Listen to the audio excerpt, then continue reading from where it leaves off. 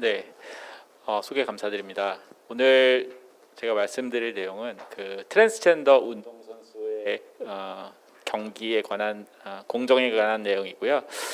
저는 산부인과 전문의 송홍섭입니다. 내용이 그냥 아주 이렇게 좀 편하게 들으셔도 되니까요. 네, 편하게 들으시면 될 것 같습니다. 네. 네, 몇 가지 예시를 몇 개 좀 들어보려고 하는데요.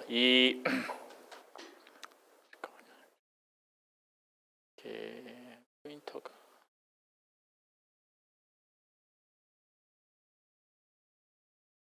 네, 이 두 선수가 이제 트랜스 여성입니다. 그러니까 남자로 태어났는데 이제 여성으로 성 전환을 하고 나서 이제 고등학교 미국 코네티컷 주의 고등학교에서 이제 육상부 선수로 이제 활동하는 선수들인데요.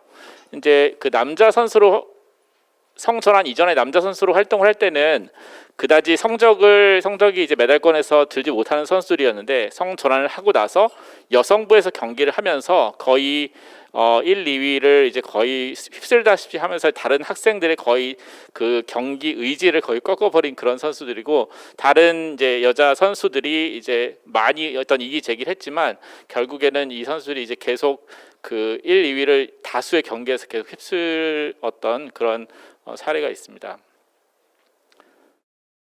이 선수는 이제 그 트랜스젠더 격투기 선수인데요. 펠론 팍스라는 그 선수인데 이제 남자로 태어나서 이제 결혼하고 그 다음에 해군도 복무했다가 대학 진학 후에 성 정직선에 혼란이 와가지고 그 이후에 이제 성 전환 수술을 하고 약 5년 후에 격투기 선수로 이제 데뷔를 해가지고 선수를 활동을 했습니다. 그래가지고 이제 뭐 몸을 보시면 아시겠지만 엄청난 이제 근력을 이제 자랑을 하고요. 그리고 이제 이게 5승 1패의 그 전적을 이제 가지고 있는데, 처음 두 경기는 본인이 이제 트랜스젠더라는 사실도 이제 오픈하지 않은 상태에서 경기를 해서 이제 많이 논란이 됐던 선수입니다. 이 선수는 이제 그 역도 선수인데요. 작년에 이제 엄청난 그 관심을 받았던 선수입니다. 1978년에 남자로 태어나가지고 이제 남자로 쭉 자랐습니다. 그래서 10대부터 역도 선수를 이제 하다가 10대 20세에 한번 이제 이렇게 조금 성적을 내다가 그 이후에 성인으로서는 이제 역도 선수로서의 어떤 특별한 성적을 내지 못했습니다. 그러다가 이제 35세에 성 전환을 하고 그 이후에 이제 이런 국제 대회에서 이제 입상을 하게 됐고요. 그 이후에 이제 작년에 도쿄 올림픽에 처음으로 첫 트랜스젠더로 출전을 하게 되는 그런 기록을 남기게 됐는데, 작년에는 이제 메달은 따지 못했습니다. 이제 오늘 제가 말씀드릴 내용에 이제 자주 나오는 이제 단어에 대해서 조금 정리를 하고 넘어갈 건데, 이제 시스젠더라는 단어는 이제 남성으로 태어나서 이제 남성으로 살아가는 그런 사람들, 그리고 여성으로 태어나서 여성으로 살아가는 사람들, 이제 대다수의 사람들을 얘기하고요. 그리고 트랜스젠더는 이제 이제 남성으로 태어나서 이제 성 전환하고 여성으로 살아가는 사람들이나 아니면은 여성으로 태어났는데 성 전환하고 남성으로 살아가는 사람들 이제 이런 사람들을 트랜스젠더라고 흔히 얘기를 하게 됩니다. 그리고 이제 또 자주 나오는 이제 단어가 엘리트 애슬리트라는 단어가 나오는데, 이거는 이제 국가대표나 프로 그리고 대학 선수로 이제 활동하는 그런 레벨에서 이제 운동 선수로 활동하는 선수를 이제 일컫는 단어입니다. 트랜스젠더의 성 전환 과정은 이제 일반적으로 이제 정신과적 진단 받고 그 다음에 이제 자기가 성 전환을 했다 그렇게 해가지고 이제 살아가는 사람들도 있고요. 그리고 이제 어떤 선수들은 이제 호르몬 요법만 한 상태에서 유지해서 살아가는 사람들도 있고, 그 다음 단계 이제 성 전환 수술을 하고까지 하고 이제 살아가는 사람들도 있고, 그래서 다양한 이제 그 트랜스젠더들이 존재하는데요. 이제 오늘 좀 주의 깊게 봐야 될 그런 주제는 이제 특히 트랜스젠더 여성들, 그러니까 이제 남자로 태어났는데 여성으로 성 전환을 하는 사람들이 여성 경기에 출전을 해가지고 시스젠더 여성들과 일반 여성들과 경쟁을 하는 그런 사례들이 최근에 이제 많이 발생을 하고, 심지어는 이제 올림픽에서도 그런 예가 나왔기 때문에 이거에 대한 공정성 논란이 이제 계속 나오고 있습니다. 과연 공정한가? 보시면은 이제 올림픽에서는 이런 뭐 한 1000분의 1초 차이로 뭐 메달이 갈리기도 하고 이제 기록이 이제 나뉘기도 하는데요. 몇 가지 이제 논문들, 최근에 나온 논문들, 그러니까 사실 이 주제로 나온 논문들이 그렇게 많지는 않습니다. 그래서 이제 그 최근 한 몇 년 사이에 나온 논문들 중에서 몇 가지 논문들 제가 추려가지고 한번 정리를 해봤습니다. 이 논문은 이제 테스토스테론이 이제 우리 운동 경기력에 이제 영향을 미치고 중요한 영향을 미치는 중요한 요소이다. 그거를 나타내는 이제 논문인데, 사춘기 이전에는 이제 혈중 테스토스테론 농도의 차이가 없습니다. 남녀가. 그러다가 이제 사춘기 이후에 남성에서 그 안에서 테스토스테론이 생성되면서 30배 가량 이제 증가하게 되고, 여성에서보다 혈중 농도가 최소 15배 증가하게 됩니다. 그러면서 이제 이 테스토스테론 영향으로 인해서 보다 이제 강한 근육과 이제 뼈를 가지고 인해서 경기력의 향상을 얻게 됩니다. 그래서 이 남성들 같은 경우에 보통 한 7에서 30 정도가 나오고, 여성들은 보통 한 0에서 한 아무리 높아도 한 2를 넘지 않는 그런 수치를 보이게 됩니다. 이게 이제 그 테스토스테론 수치를 나타내는 여러 가지 논문들에서의 이제 수치인데요. 여기가 이제 최저 그리고 최고 이제 수치인데, 여기 보시면 한 7, 아무리 낮아도 7에서 한 30까지가 이제 남자들의 테스토스테론 레벨이고, 여자들에서는 0에서 한 2.0, 한 2.0에서 이제 거의 최고 수치라고 보시면 됩니다. 이 테스토스테론이 몸 안에서 자연적으로 생성되는 게 있고, 또 이제 외부에서 이제 인위적으로 넣어줄 수가 있는데, 이 두 개가 같은 그 구조식을 가지고 있고, 체내에서 일으키는 영향도 이제 동일하게 됩니다. 그래서 이 남성 호르몬이 결국에 근육 양과 근육 강도를 증가시켜서 이 달리기나 뛰기의 그런 능력을 향상시키고, 헤모글로빈 양도 증가시켜가지고 심폐 능력을 향상시키게 됩니다. 이제 이 논문에서 이제 작년에 나온 논문인데, 이 논문에서는 이제 트랜스 여성에서 호르몬 치료를 했을 때, 그러니까 이제 여성 호르몬 치료를 하는 거죠. 해가지고 했을 때 이제 그 이후에 이런 몸의 이제 신체적 변화들이 어떻게 나타나는지, 그래서 이제 뭐 그 근육의 양이라든가 근육 부피, 그리고 이제 근력, 그런 것들, 헤모글로빈 레벨, 그런 것들을 이제 측정을 했습니다. 그랬더니 4개월 이후에 호르몬 요법 이후에 이제 헤모글로빈과 헤마토크리트는 여성 수치와 거의 비슷하게 감소를 했고, 12개월에 호르몬 요법을 했을 때는 이제 근력과 근육의 이제 부피가 유의하게 감소를 했는데, 36개월 동안 호르몬 요법을 지속을 한다 하더라도 이 정도의 감소하는 것, 근력과 그 근육의 양이 감소하는 게 그 일반 여성들보다 더 높게 유지가 된다는 것입니다. 그래서 이제 처음에 남성이었을 때 고 테스토스테론 환경에서 트레이닝을 열심히 해가지고 얻은 근력의 이득은 테스토스테론 억제 요법을 한다 하더라도 완전히 없어지지 않는다는 겁니다. 그래서 이제 남성과 여성의 신체 능력의 차이가 일반적으로 한 10에서 50%까지 보고 있는데, 아까 말씀드린 것처럼 그 테스토스테론 억제를 해도 부분적으로만 감소가 되지 완전히 없어지지가 않는다, 그 얘기고요. 여기는 이제 남성과 여성의 신체적 차이를 수치로 이제 비교를 한 건데, 보통 이제 여성을 이제 0으로 봤을 때 남성에서 이제 얻는 그 이득들이 이제 이렇게 수치상으로 나타납니다. 그래서 근력이나 근육의 양이나 아니면 근력들이 보통 한 30에서 50% 정도 더 높은 걸로 나타나 있고요. 여기는 뭐 심폐 기능이나 뭐 호흡기 계통의 그런 기능들이 전반적으로 다 이렇게 높은 것들을 알 수 있습니다. 남성에서 딱 낮은 게 두 가지가 있는데, 여기 보면 마이너스 6.1, 이게 그 골반의 그 비율을 골반 그 가로 세로의 비율을 나타내는 거고, 그리고 이제 이 지방의 비율이 이제 더 남성에서 적은 걸로 나와 있습니다. 이제 이거는 이제 여러 가지 운동 종목에서 그 남성들이 남성들이 얻는 그 신체적 이득의 차이가 있다, 운동 종목별로 차이가 있다는 걸 나타내는 건데요. 이제 이런 뭐 수영이나 이런 달리기, 이런 운동들은 이제 그 여성들에 비해서 한 10에서 13% 정도의 그런 이득이 있는 반면에, 예를 들어서 상체를 더 많이 쓰는 뭐 그래서 던지기나 아니면은 이렇게 상체 뭐 이렇게 던지기나 아니면은 역도 같은 그런 운동들은 더 많은 이득을 보게 된다, 그런 내용이고요. 그래서 남성에서는 보통 이제 상체가 여성에 비해서 훨씬 더 이제 더 발달이 많이 되어 있고, 그리고 팔이 더 길기 때문에 이런 던지기나 아니면 펀칭 같은 그런 운동을 할 때 더 신체적 이득을 어떻게 볼 수가 있고, 그래서 올림픽 역도 경기 같은 경우에서의 기록을 살펴보면 남성이 여성에 비해서 보통 30% 정도 더 강하다, 그렇게 얘기가 되어 있고, 여성들이 체중이 남성보다 한 60%가 더 많이 나가는 사람들도 그 남성의 경기력을 뛰어넘지는 못한다, 그렇게 기록이 나와 있습니다. 그리고 이제 남성들이 그 사춘기 이후에 조금 한 몇 년만 지나게 되면은 여성들의 그 성인의 그런 기록을 이제 뛰어넘는 그런 성을 보이고 있습니다. 14세, 15세의 그런 기록들인데요. 이것들이 그 성인 여성의 그런 기록들을 이미 다 뛰어넘는 그런 걸 보여주고 있습니다. 그래서 이제 현재 그 국제 올림픽 위원회, 그 IOC의 그 참가 기준입니다. 트랜스 여성들이 참가할 수 있는 기준인데 이게 테스토스테론 수치가 10 이하로, 그러니까 이제 12개월 동안만 이거를 유지하게 되면은 트랜스 여성이 올림픽에 참가를 할 수가 있습니다. 그리고 이제 뭐 다른 단체에서는 이제 5로 정하는 단체들도 있는데 이게 뭐 이런 것들이 이 수치가 이게 큰 의미가 있는지 이거 아직 확실하게 지금 그거는 이제 뭐 이렇게 아직 연구나 이런 것들이 이제 확실하게 밝혀지진 않았습니다. 그런데 이제 여러 가지 몇 가지 논문들을 이제 비교해 여기서 나오는 것들은 이제 트랜스 여성에서 24개월 동안 이제 테스토스테론 억제 요법을 시행을 했는데도 그 뼈의 그 본 매스가 이제 유지가 됐다는 거고, 그리고 이제 12개월 동안 연속적으로 억제를 해도 그 골절의 빈도가 증가가 없다.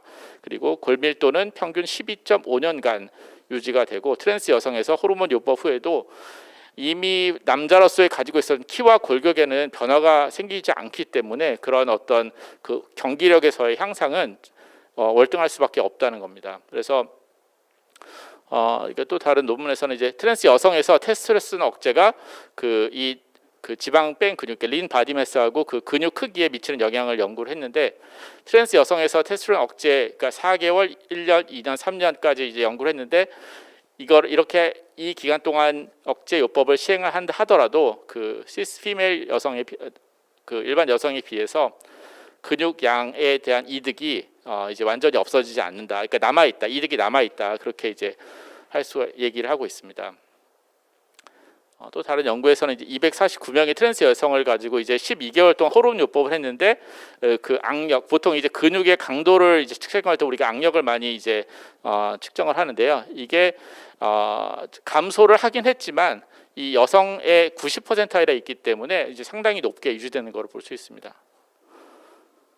그리고 이제 이 연구에서는 이제 트랜스 여성의 그 23명의 트랜스 여성을 이제 근육 양을 이제 측정을 했는데, 트랜스 여성에서 성전환 수술 3년 경과 그리고 평균 호르몬 치료 8년이 지났는데도 8년의 테스토스테론 억제 요법을 시행을 했는데도 이 신체적 그 이득이 계속 유지되고 있다는 그런 결과입니다. 그래서 아까 말씀드린 대로 그 테스토스테론 수치가 결국에 남성의 신체적 이득, 근육 양이나 근력을 완전히 줄이지 못한다. 그렇게 얘기하고 있고요. 그리고 이제 특히 트랜스젠더 여성인데 운동 선수인 사람들, 이 사람들은 그 이제 더 그 줄어든, 그러니까 호르몬 요법을 해도 더 이제 그 감소가 더 적을 수 있다는 겁니다. 그래서 이제 왜냐하면 이제 예전에 더 운동을 많이 해가지고 그 근육에서 그거를 이제 머슬 메모리라고 해서 기억을 하고 있다는 겁니다. 그래서 나중에 회복도 더 빨리 되고 이제 그렇게 될 수가 있고요.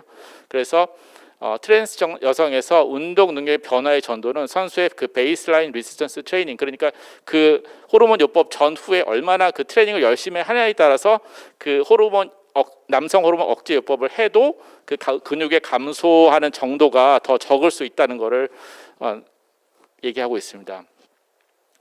그리고 이제 남성들에서 이제 전립선암 환자들에서 남성 호르몬 억제 요법을 이제 치료로 이제 사용을 하고 있는데, 이 치료를 사용을 했을 때는 이제 테스토스테론 수치가 거의 이제 거의 이제 없어지는 그런 레벨로 이제 떨어지게 되는데, 여기에 리지스트 엑서사이즈, 아까 말씀드린 대로 이제 이 억제 요법을 시행 중인 사람에서 근육 양을 유지하기 위해 이런 운동을 열심히 한 사람들은 그런 이제 근육 양이나 근력이 이제 떨어지는 것을 좀 예방을 할 수가 있다. 이제 그렇게 얘기하고 있습니다. 그래서 이제 여러 가지 논문들에서 이제 트랜스젠더 그 운동 선수에 대해서 일괄적으로 아까처럼, 그래서 지금 IOC에서 하고 있는 것처럼 그 일괄적인 획일적인 그 가이드라인 하는 것에서 이제 반대하는 그런 목소리들이 여러 논문들에서 이제 나오고 있고요. 그리고 어떤 일부 논문들에서 이제 각 종목마다 어떤 그런 공정성과 포용성을 각각 달리해서 해야 된다. 그렇게 얘기하는 이제 논문들도 있습니다. 그래서 여기 논문에서는 이제 운동선 경기에서 트랜스젠더 여성들이 경기를 참여할 때 고려해야 할 세 가지 이제 그 조건들을 이제 나타내고 있는데요. 첫 번째가 이제 안전이고 공정, 그리고 이제 포용성입니다. 그래가지고 이제 예를 들어서 럭비 같은 경기는 이제 엄청나게 이제 좀 몸싸움도 심하고 이제 그런 경기이기 때문에 이 럭비 같은 경우에는 그 트랜스 여성의 그런 참여를 금지하고 있습니다. 이게 왜 안전을 중요시하기 때문입니다. 그래서 이제 그 IOC 가이드라인 같은 경우는 2004년에는 규제가 훨씬 더 강했습니다. 그래서 호르몬 치료를 2년 이상 받고, 그리고 고환 절제술을 포함한 성전환 수술을 받고, 그리고 이제 이 새로운 젠더로 2년 이상 생활하고 그리고 법률적으로 젠더를 인정받아야 올림픽 경기에 여성으로 출전을 할 수가 있었습니다. 하지만 이게 이제 2015년도에 훨씬 더 포용적인 정책으로 바뀌게 됩니다. 아까 말씀드린 것처럼 1년 동안 그 테스토스테론 레벨이 10 이하로만 유지가 되면은 수술적 필요 없이 참여를 할 수 있게 됩니다. 근데 이 10이라는 숫자는 결국에 일반적인 젊은 여성들의 수치, 아까 수치의 상한선이 2 정도인데 그거의 5배가 되기 때문에 그 자체로도 이미 공정하지 않은 수치가 됩니다.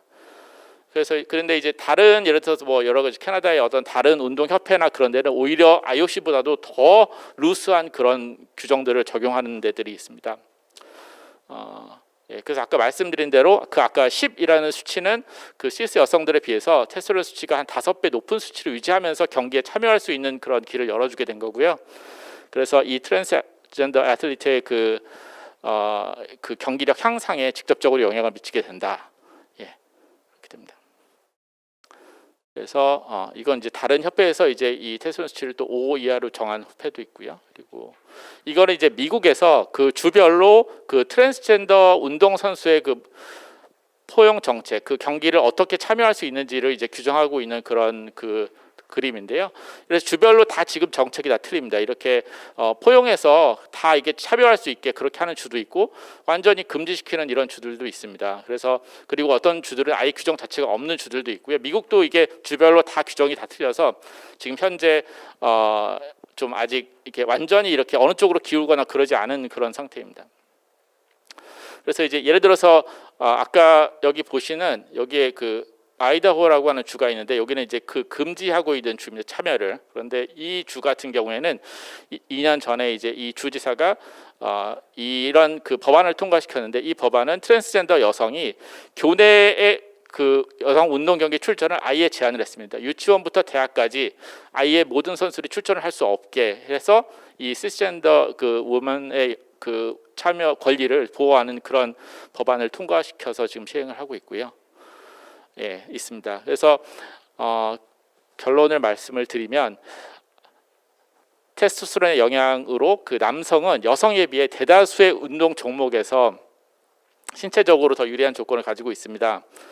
트랜스 여성에서 테스토스테론 억제 요법이 성전환 이전에 남성으로 얻은 그 신체적 이득을 상쇄시키지 못합니다. 따라서 트랜스젠더 여성과 시스젠더 여성의 경쟁은 공정하지 않습니다.